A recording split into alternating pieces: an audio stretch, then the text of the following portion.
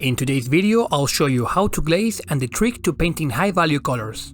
I have already painted the rest of the model, so we can focus only on today's topic, for which we will only need a look at the armor.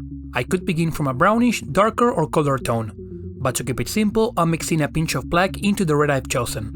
Red, just like orange and yellow, is a color that requires more than one coat to reach full opacity. The addition of black, however, will help me get an homogeneous finish in 2 coats.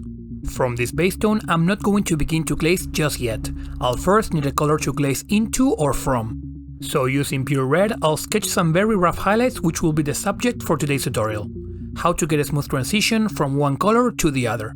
And if you are wondering where to place these lights, I took a couple pictures of my model under a lamp to use as a guide. The placement of these highlights will change according to the angle of both the lamp and the model, and I am not pressured, nor should you, to follow them one to one. This is nothing more than a reference for us to take the first steps. The glazing technique works like a filter, for which we want to dilute our color to some degree of transparency. The more transparent, the smoother the transition will be, but it will take longer to build it up. These transparent layers will slowly shift the tone towards the one being applied. For the effect to take shape, it is very important the brush moves away from the base color. This is because whenever the brush stroke is finished will be the place where more paint will deposit. If we finish over the same color we're applying, these blobs of paint will not be noticeable once dry. This can be diminished by unloading some of the paint on a paper towel, preferably a wet one so it doesn't suck out all of the moisture in the brush, allowing us to work for a longer time. Still, we should always remove excess paint from the brush, as the application of this technique requires a degree of control over the amount of paint in the brush. To put it in other words, if the brush is full as when we apply a wash, the paint will run everywhere.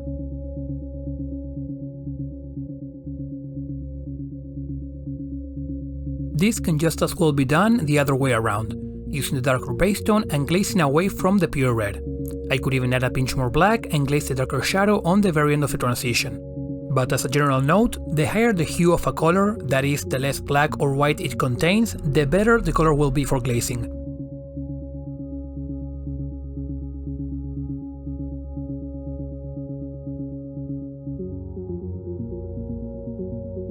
And if necessary, we can always move back to the pure red to improve the transition or fix any mistakes.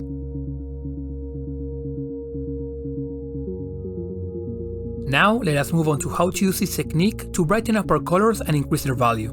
You might be familiar with the differences between a white and black undertone, and how a zenithal highlight creates a pre-shade. But if you don't, painting over white yields a brighter result than painting over black. And that is especially true for colors such as red, orange and yellow, which are often transparent by nature.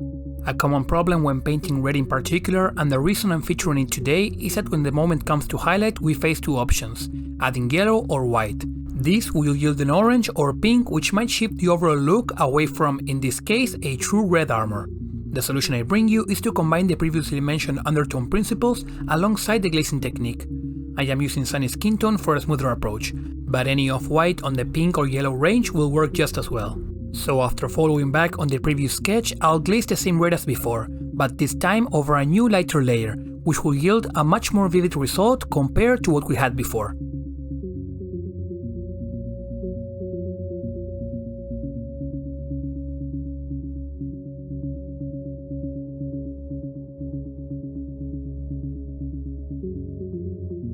More often than not, I use the glaze technique on ropes to blend multiple layers together, or skin tones as seen last week. But those are overall applications, and I can't remember the last time I took the time to do some proper glazing with the aim of smoothing a transition from one color to another. So following the theme of my last videos, I had to push myself a bit. When we think of glazing, the first thing that might come to mind are dozens of transparent layers. But just like I mentioned in the beginning, you can aim for a lower transparency mix, which will build those transitioning layers faster. On the first stage of painting this model and smoothing out the sketch, it took me 3 layers to achieve something that would look fantastic when looked at from the tabletop. So unless you're painting for a competition or like to show your models from super up close like I do in my videos, you can aim for less than this and still impress your friends and yourself with what you can achieve. Don't start with the mindset that you'll be stuck painting the same thing for hours. Try giving it 30 minutes on your first try or a full hour, and see how you do. Plus, be smart about it and skip unnecessary details, as I did on the inner parts of the leg armor and even a whole side of the helmet.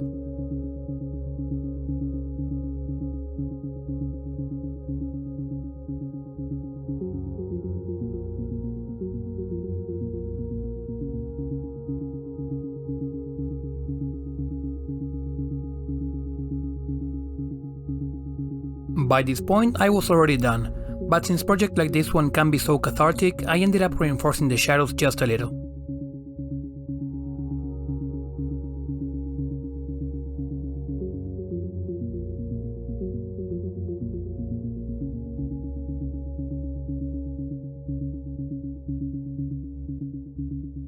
Thank you for watching the video till the end. I hope you found it helpful. If so, consider leaving a like, subscribing, or sharing the video with a friend.